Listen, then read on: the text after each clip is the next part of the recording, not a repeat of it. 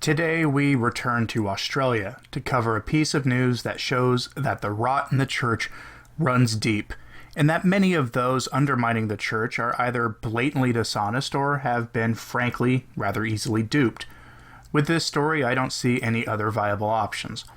Our story today involves a priest openly advocating for Australians joining the lodge, and saying that the ban on Catholics joining the lodge does not hold for Australians because the Australian bishops secretly okayed priests joining the lodge, and that the members of the lodge are not the same group that they were when they were declared to be enemies of the church by several consecutive popes.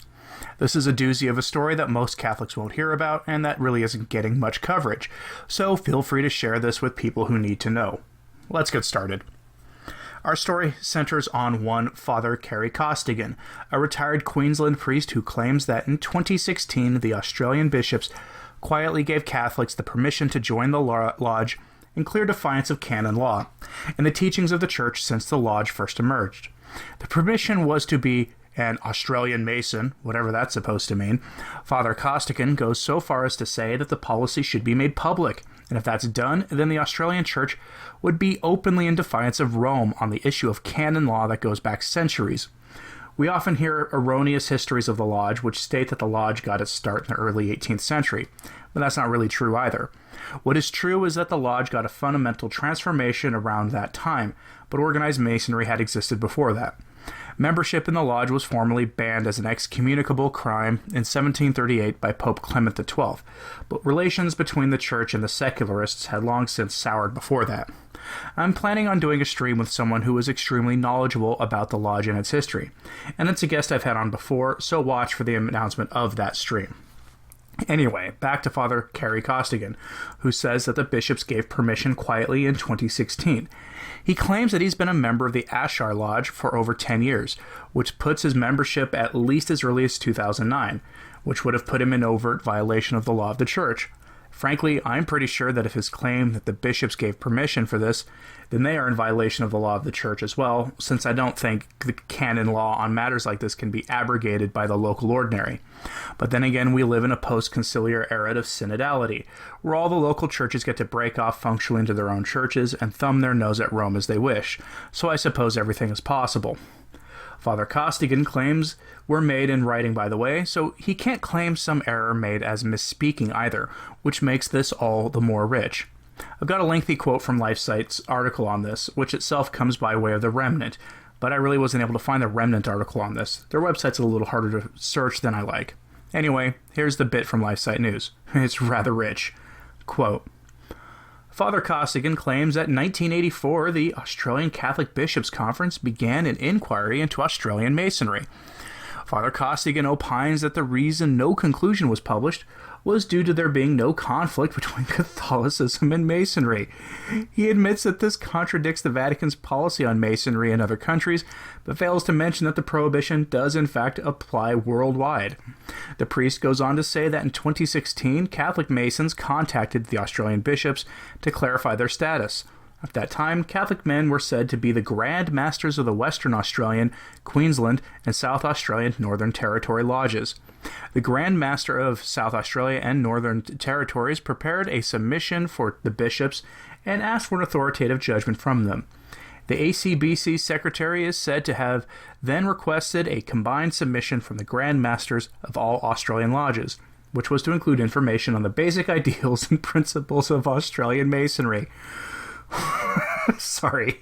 According to Father Costigan, the Australian Catholic bishops, via their secretary, then replied that, quote, any Catholic man may join Masonry as it exists in Australia, as long as his conscience agrees.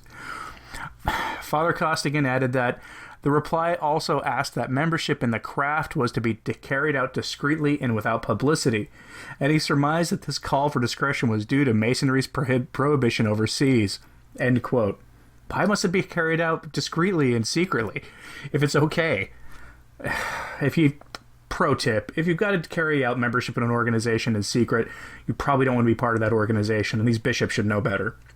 But anyway, the article goes on to say that Father Costigan states that there were over 1,000 Catholics in the lodge in Queensland alone. Now, why is this more important than the typical issue of apostasy in the church? Remember, you can't be a Catholic in good standing and a member of the lodge. My interactions with Catholic Aussies and everything I've read about the state of the church down under paints a grim picture of the organized church in Australia. If this is really true, that the bishops have known about Catholics not only becoming members of the lodge in Australia, but becoming Grand Masters, and okayed their membership as a matter of personal conscience, and then didn't rescind this when the traditional policy was reaffirmed by the Vatican a few short years later, then we have a serious problem in Australia, and this serious problem helps us understand just how dangerous the coming Australian 2020 Plenary Council will be. The organized lodge has been for centuries opposed to the church and has openly worked to promote the kind of secular values that have now led to total debauchery in the West, with the sexualization of children and people being confused about their gender being the latest iteration of these values promoted by these people or their spiritual and intellectual offspring. This is made all the more evident by snapshot reports made by the laity for the coming plenary council, which all call for wonderful things like an inclusive and participatory and synodal church, and a church that is open to conversation and dialogue, and other nauseating things that have little, if anything, to do with the Great Commission. And that's the point of all this. The mission of the lodge has been to get the church to ignore the Great Commission and instead to become a voice for the values that it has been espousing. That was made clear by the permanent instruction of the Alta Vendita, which I read for this channel a long time ago. I can post a link to it in the comments if people want to hear the audio recording of that document, which lays out the plan to turn the church into an instrument for the promotion of secular values in the world. Former Bishop Morris of Queensland had been the ordinary in 2010 when it came out that Costigan was a member of the lodge. A local chapter of the Lepanto Institute contacted them for comments and declined to answer, and instead released a public statement on the issue, where he said that Costigan had a pastoral interest in the lodge. Pastoral interest seems to be another post-conciliar buzzword that has little meaning other than it enables all manner of evil to be done in the name of ecumenism. We'll get to that in a moment.